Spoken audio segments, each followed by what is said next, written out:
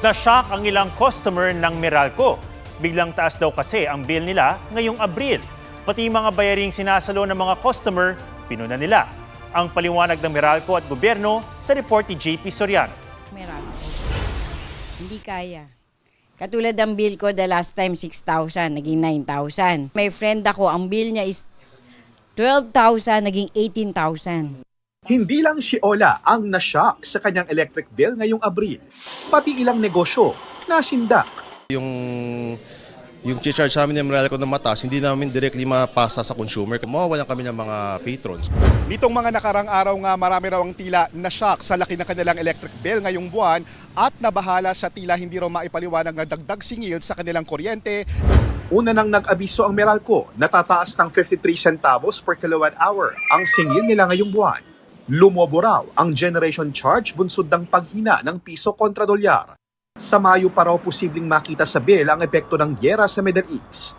The generation charge is likewise the main driver every time we announce a rate adjustment, whether it's an increase or a decrease.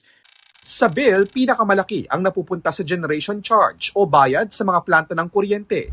May pagtaas din ngayong buwan sa transmission charge o bayad sa National Grid Corporation of the Philippines. 12% lang daw ng sinisingil sa bill ang napupunta sa Meralco bilang distribution utility o tagahatid ng kuryente sa mga bahay at establishmento.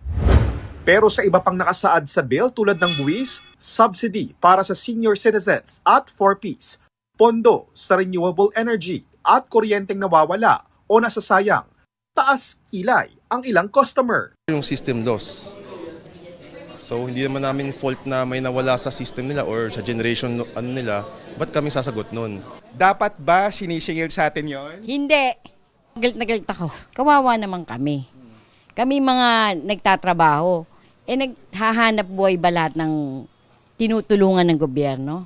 Hindi naman eh. It's too much. Hindi ho ito bago. Tulad po ng universal charge at ng lifeline subsidy rate, higit na 2 dekada na po sila nasa bill. All these components of the bill have their basis in terms of law and subsequent regulations or guidelines issued by government entities.